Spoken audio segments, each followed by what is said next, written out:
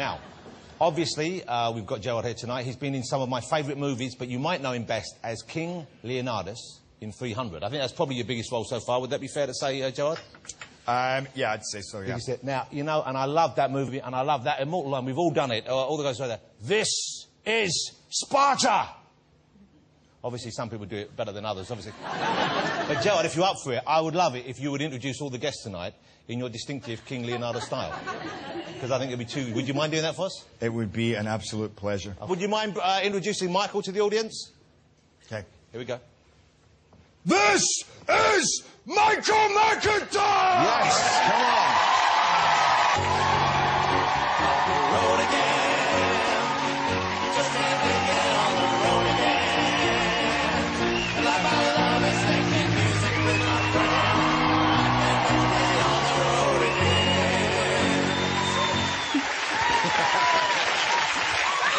Michael McIntyre. Oh, Michael, how are you? Hello. You look good. You have lost quite a lot of weight since last time you were on the show. I think you have. Do you think? Yeah, I know you were saying you were going to try and lose some. You've lost some, definitely. Well, I don't think you've done me any favours sitting me between those two men.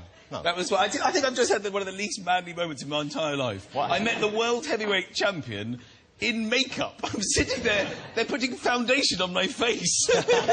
She's saying, would you like us to do your hands? Just step back, it's the heavyweight champion of the world. Well, he wasn't going to look at you and think, OK, here's someone cut from the same cloth as me anyway. I suppose that's He wasn't going to think he's a tough guy. If I'm honest, I do find boxing a little bit girly. I mean, the fact is they fight for a belt and a purse. Michael, as I was saying, you do look fantastic, but last time on the show you were definitely looking a bit bigger. Look, you remember, look, you were definitely looking a bit chunkier. You were, and when you left the couch, I don't know if you saw what you did, look at the couch, look at that. And now, you've had it way up. Well, I tell you what happened is I actually had a moment. I had a moment in my life when I thought I'd better maybe go on a diet now. I was on a plane, one of those sort of relatively small planes, you know, with the ones where the captain turns around and sort of says, are you ready? You know, before you take off. Just slightly on the back foot. And the stewardess came over and she said, can I just move you over to seat 6A on the other side? And I said, why? Give me a reason for this. She said, it's probably better you don't ask too many questions and just move your stuff over.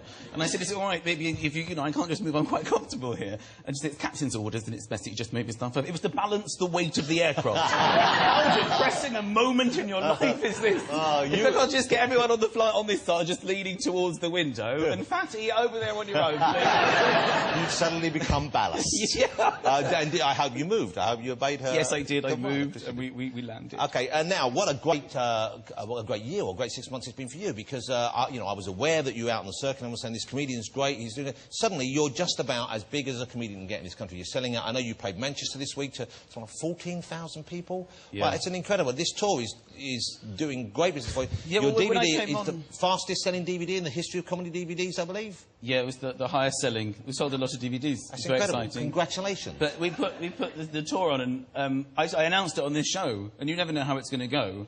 But yeah, it's been amazing. I've had so much fun. I mean, I'm pretty flat out. I mean, it's every single night. I'm a bit of in a daze, and the arenas are. I mean, they're huge. It's a very different type of comedy. Well, but I mean, you're quite big and physical on stage, you know. I don't mean big. I mean, you know, a big performer. You have to fill it. So have you changed your performance because of that? Well, yes, I suppose. I think I've always wanted to be on a big stage. I'm better on a big stage, and I didn't know that until I started. But I'm very aware of the people at the back. I mean, like, I've done the O2 a few times. I'm doing it again next week. And it's so, if you must have been there, and it's so enormous. Yeah. But this must be, I guess, the dream of a comedian, is you want to reach an audience, you want to be popular, and therefore, when you get to this scale, you're, you know, as big as you can be. It's like Steve Martin, Billy Connolly, those are the big names. You're up there with them now, which must feel... I would have thought great, but also probably a bit strange. Well, it's a different kind of comedy, because I perform big set pieces, I suppose, like on the DVD, as opposed to when you're in a theatre, you can engage with people a bit more. And I have engaged a little bit, but it sort of backfired last week in Glasgow. There was a guy in the front row, and he had some glasses with him, sort of spectacles, and I just saw him sitting there, because normally I just think I've just got to perform big and not get involved. I just said, what have you bought your glasses for? You know, you're going to be reading during my show, do you have no high hopes for entertainment? And he said, I've got a lazy eye. And that sort of shifted the atmosphere slightly in the room. And so I tried to change the subject. I said, what's your name? He said, it's Ian. I couldn't resist it. Is that with 2 eyes? It was there for the tape. The Comedy Roadshow has been a huge hit on TV as well.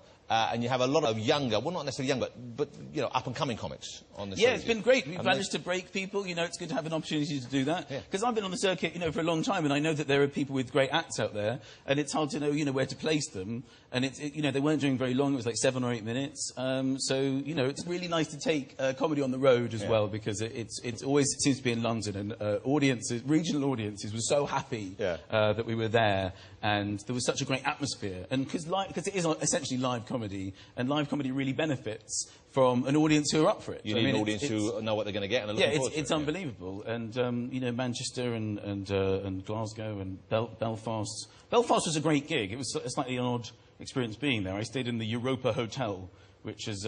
it's been bombed more than any other hotel in Europe, and they tell you that when you check in. They literally go, welcome to the Europa... Like it's a selling point. Welcome to the Europa Hotel. We've been bombed more than any other hotel in the whole of Europe.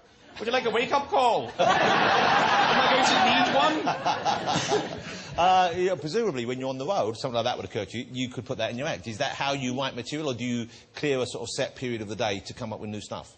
Well, on the road show I did. I spent 2 or 3 days before in every place we went, just literally looking for jokes. You know, things happen like when I did my gig in Sheffield, they didn't let me into my own show because I didn't have a pass.